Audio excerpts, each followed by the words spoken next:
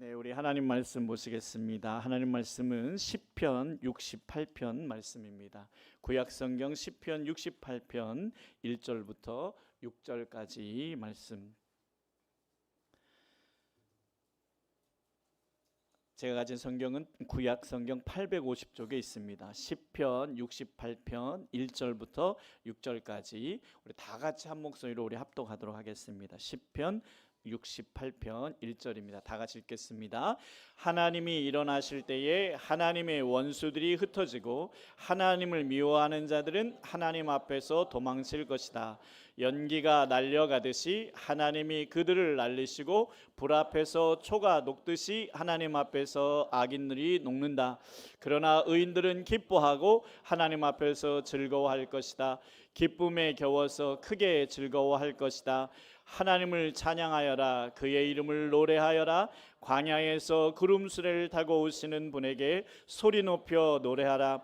주님의 이름을 찬양하며 그 앞에서 크게 기뻐하여라. 그 거룩한 곳에 계신 하나님은 고아들의 아버지, 과부들을 돕는 재판관이시다. 하나님은 외로운 사람들에게 머무를 집을 마련해 주시고 갇힌 사람들을 풀어내셔서 형통하게 하신다. 그러나 하나님을 거역하는 사람은 메마른 땅에서 산다. 아멘. 예, 그래서 광고를 좀 잘 들어주시고요. 이번 주일이 부부주일이었습니다. 그러나 다음 주일이 부부주일인 줄 알고 아직 초청 안 하신 분들은 다음 주에도 초청하시면 되겠습니다. 아멘. 네, 네, 이 시간 짧은 쇼츠 영상 하나 볼 건데요. 순식간에 지나가니까 주의 깊게 보셔야 됩니다. 네.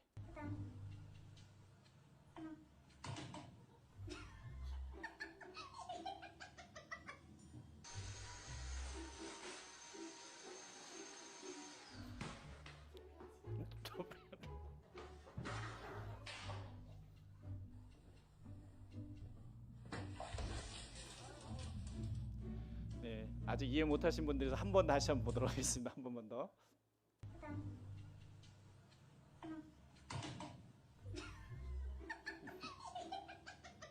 굉장히 잘했는데 왜 그랬을까요?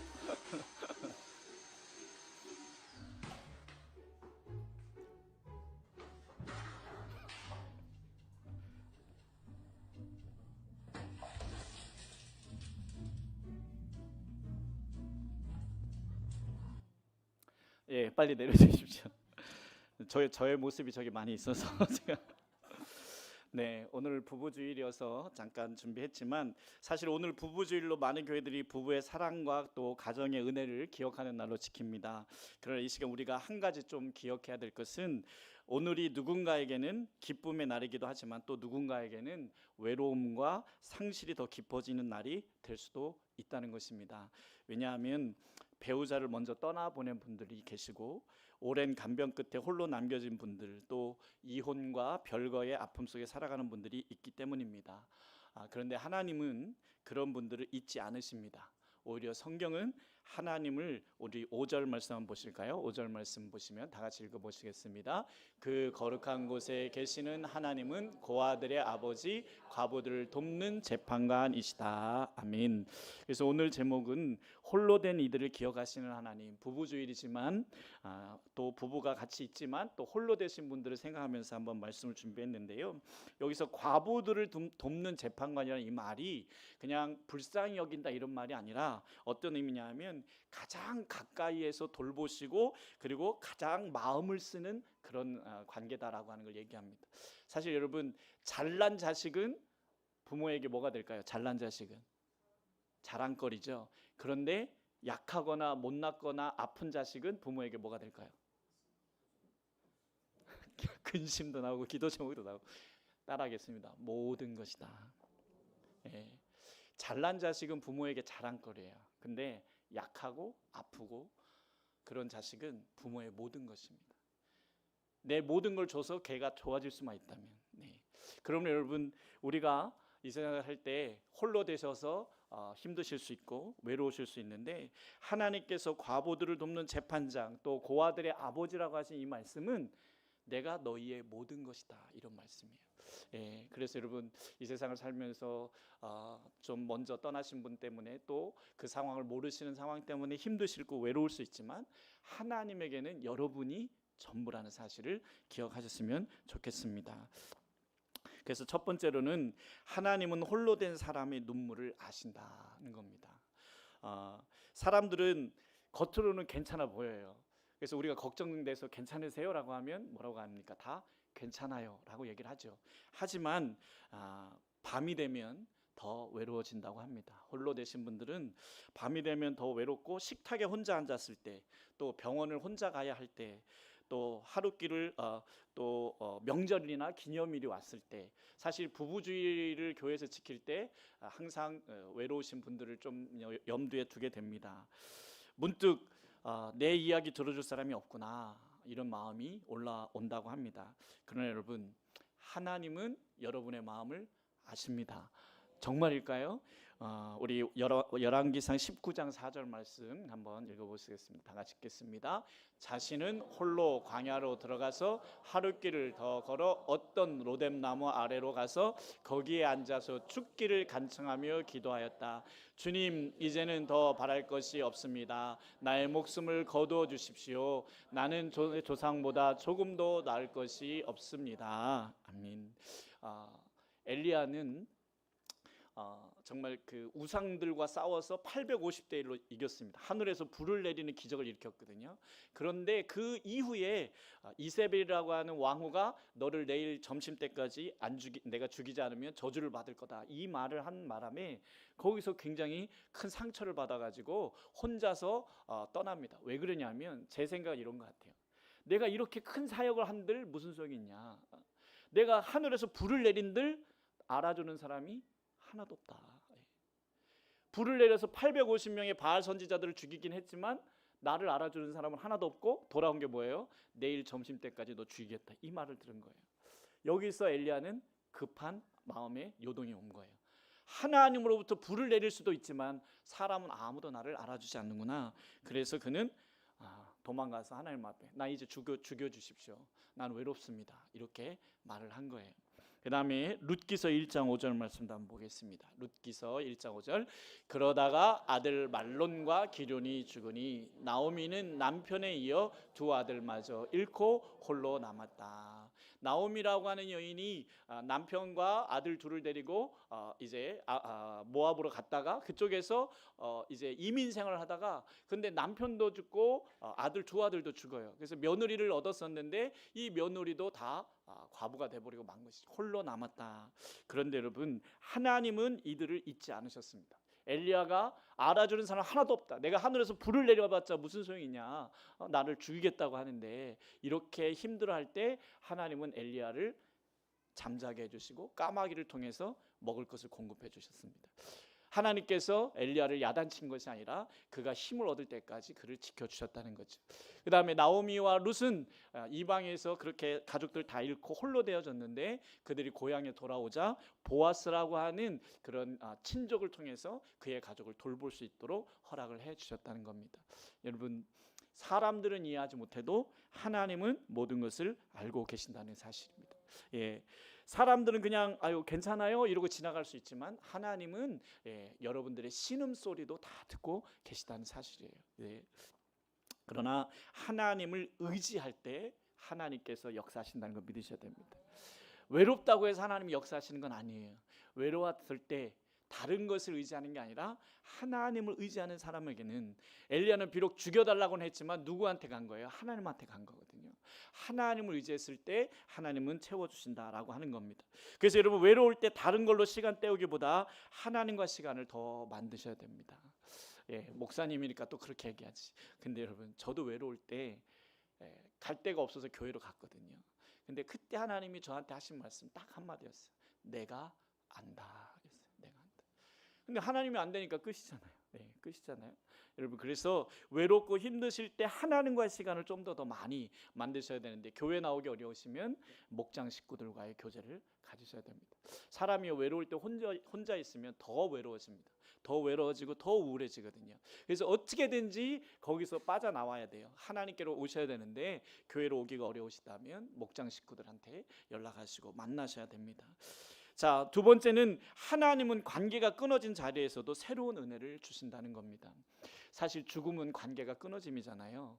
죽음으로 관계들이 끊어지잖아요. 하지만 하나님은 그 죽음이 끝이 아니라고 하는 것을 말씀을 하신다는 겁니다. 사실 홀로 되는 것은 그냥 사람 하나 잃는 것이 아니고 삶의 리듬이 바뀌는 거잖아요.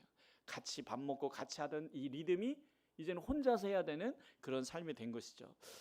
대화가 사라지고 앞으로 어떻게 살아가야 될지에 대한 미래에 대한 불확실성이 생기게 된 겁니다. 그래서 어떤 분은 이렇게 이야기하시더라고요. 이제 내 삶은 끝난 것 같습니다.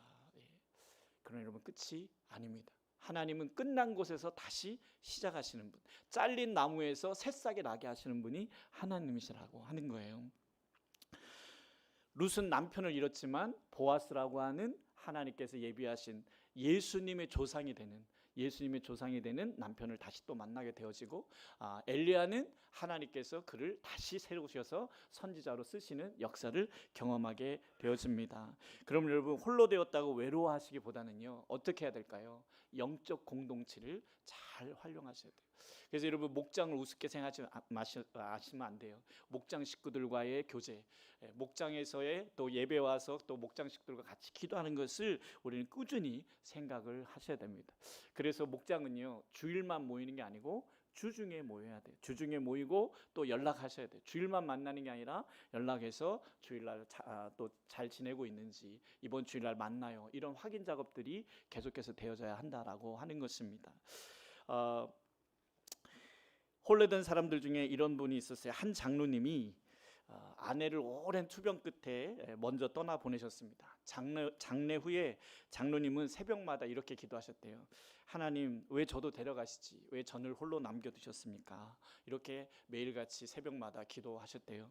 그런데 어느 날 교회에 새 가족이 오셨습니다. 새 가족이 왔는데 이분 역시 아내를 먼저 보낸 남성이었어요. 근데 이분이 어느 날 장로님을 찾아와서 이렇게 말씀하시더랍니다. 아무도 제 마음을 모릅니다. 그런데 장로님 이야기를 듣고 내가 힘을 얻었습니다. 이 이야기를 장로님에게 하더라는 거예요. 그날부터 장로님은 어떻게 되셨냐면, 그날부터 홀로 된 분들을 찾아다니시면서 같이 밥을 먹고 이 안부를 전하고 그분 옆에 앉아 계시고 이런 일을 했다는 거예요. 그러니까 그 전까지는 교회에 홀로 계신 분들이 안 보였던 거죠. 근데 장로님이 홀로 되시고 나서 하나님, 왜 나를 혼자 남겨두셨습니까? 나도 같이 데려가시지 라는 마음이 들었는데, 새로운 가족이 자기도 혼자 돼서 외로웠는데 아무도 자기를 이해 못하는데 장로님 이야기를 듣고 위로를 받았다라는 이야기를 하자마자 그때부터 교회 안에 홀로 계신 분들이 보이기 시작한 거예요. 그래서 그분들을 찾아가고 그분들을 섬기면서 나중에 장로님이 간증하실 때 이렇게 간증했답니다. 하나님은 나를 버려두신 것이 아니라 같은 아픔을 가진 사람을 세우라고 남겨두셨다. 아멘이십니까? 버려두신 게 아니고 남겨두신 겁니다.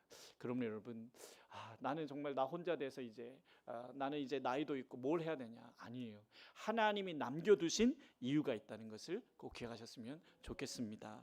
상처는 끝이 아니라 누군가를 살리는 통로가 될 수도 있다. 아멘이십니까? 예. 이제 세 번째로는요, 교회는 아까 장로님의 고백처럼 홀로 된 이들의 가족이 되어 주어야 합니다.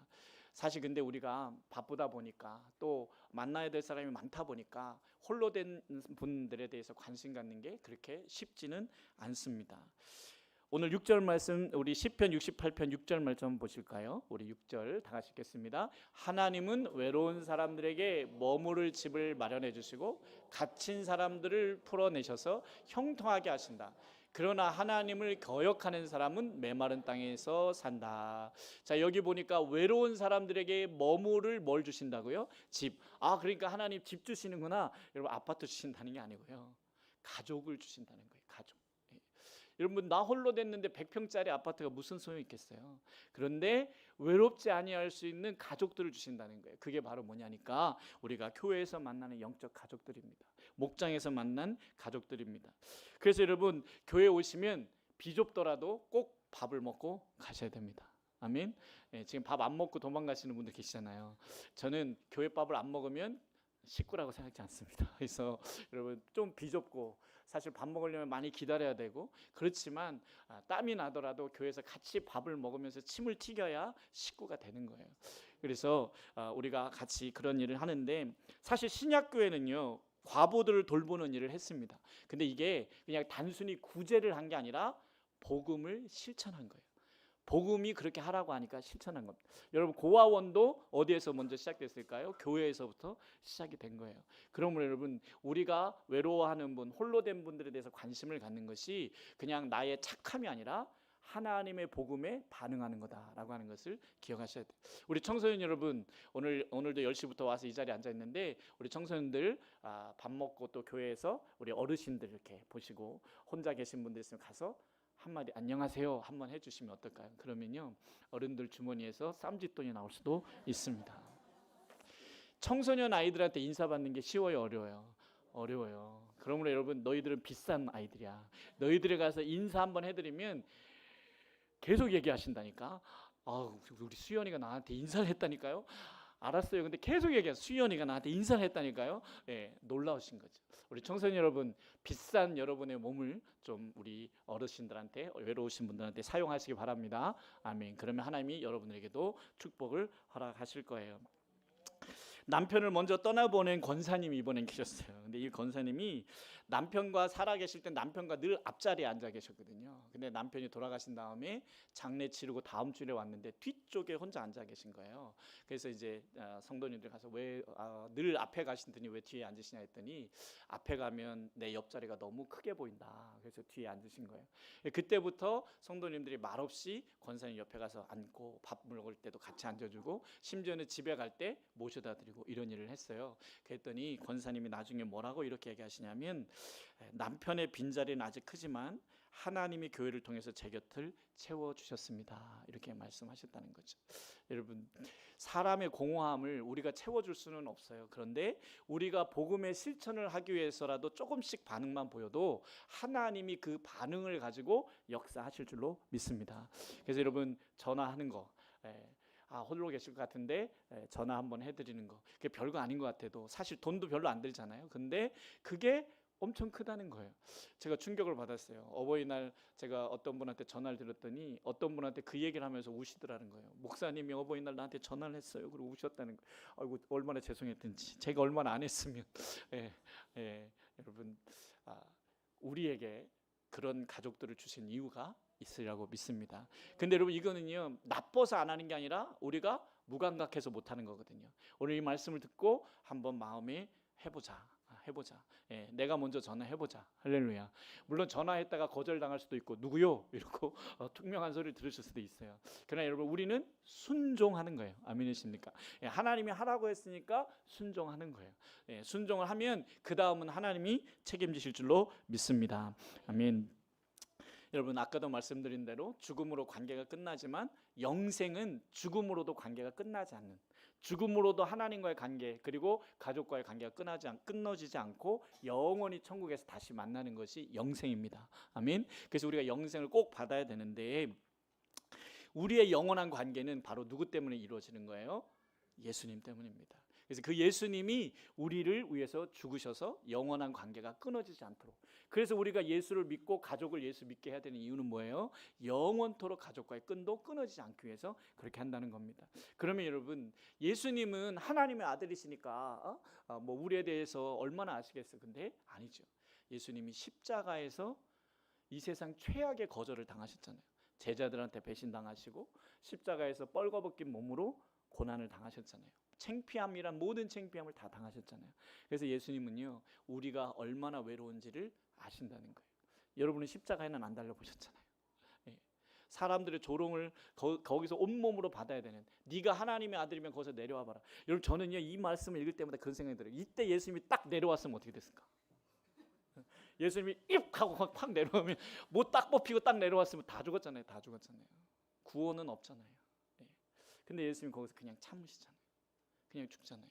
모든 슬픔과 외로움을 다 받아내신 겁니다. 그래서 여러분 지금 외로우시다면 주님께 오십시오. 주님이 다 알고 계십니다.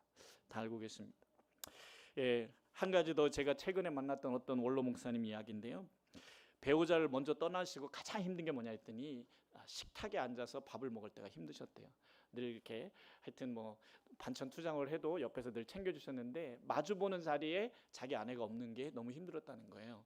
그래서 한 번은 식탁에서 이렇게 기도하셨대요. 하나님, 내가 지금 저 아자리에 있던 아내가 없어서 힘든데 외로운데 예수님 저 자리에 앉아주세요 라고 이렇게 기도를 했다는 거예요. 그런데 그 순간부터 이상하게 자기 마음의 외로움이 사라지더라는 거예요. 아, 예수님 여기 계시지 라고 생각하면서부터 마음이 달라졌다는 거예요. 여러분, 오늘도 주님 이 자리에 계신 줄 믿습니다.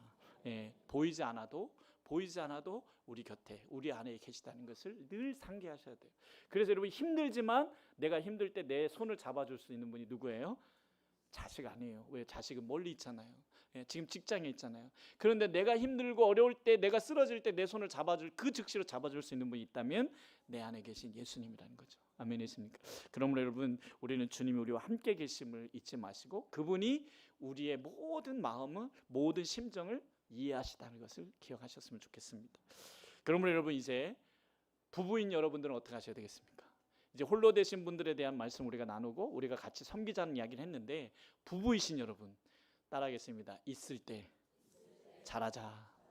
예, 여러분, 홀로 된 이후에 후회해봐도 소용이 없습니다. 그럼 여러분, 잘한다는 게 뭘까요? 지금 부부로 있을 때 잘해야 된다는 게, 우리 서서방님, 우리 서동호 형제님, 우리 김영주 자매님, 잘하는 게 뭘까요? 다이아 반지 사주면 잘하는 걸까요?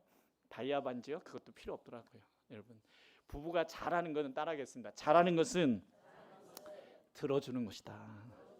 예, 예. 그냥 말할 때 그냥 들어주면 되는데 그거 안 들어줘서 싸움이 나는 거거든요. 그러면 여러분, 우리가 할 수 있는 최고로 잘해주는 것은 그 사람의 말을 잘 들어주는 것입니다. 끊지 않고, 예, 토달지 말고. 아멘이십니까? 예, 그냥 말 다 할 때까지 들어주는 거예요. 예, 그리고 나서 다 했어? 그러면 된다는 거예요.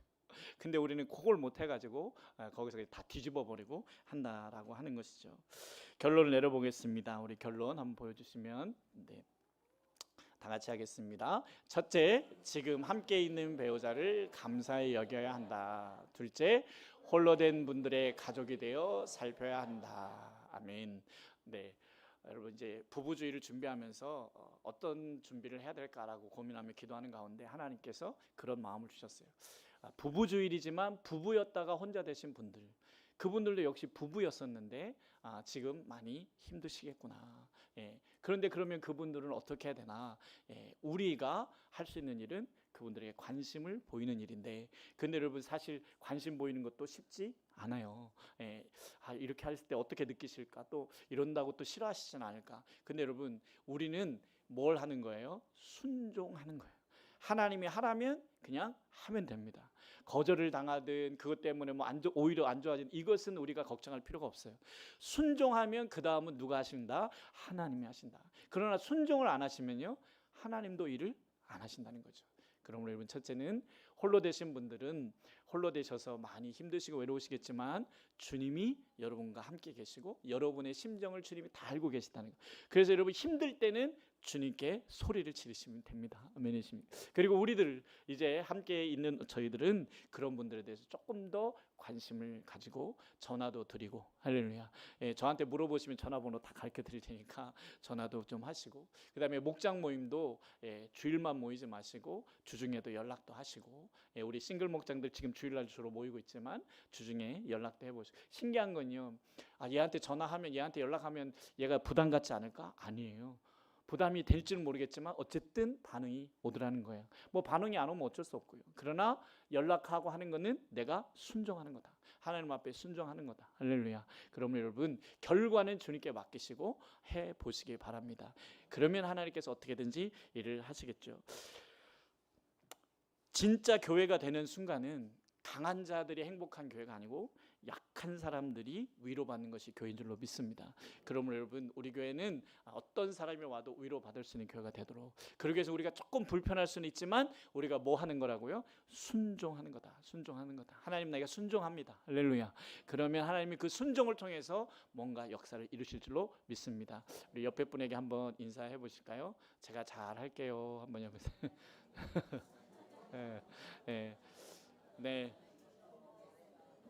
오늘 이 말을 주님이 들으신 줄로 믿습니다. 네, 그러므로 잘 하셔야 됩니다. 홀로 된다는 것은 사랑이 끝났다는 뜻이 아니라 하나님이 더 가까이 오실 수 있는 기회가 될 수 있다는 겁니다. 그래서 우리 시간 다 같이 함께 기도할 때에, 우리 같이 기도하실 때, 하나님, 나에게 배우자와 가족이 있어서 감사합니다. 하나님, 지금 있는 배우자와 가족들에게 더 잘할 수 있고 내가 또 정말 주님의 말씀대로 순종할 수 있게 해주시고, 또 홀로 되신 분들에 대해서 우리가 좀 더 관심을 가지고 조금 더 다가가고 주님 순종할 때 주님께서 우리의 이 작은 순종을 통해서 우리 교회 안에 외로운 분이 없도록 주님 도와주시고 역사해달라고 우리 제가 다 같이 함께 기도하시도록 하겠습니다.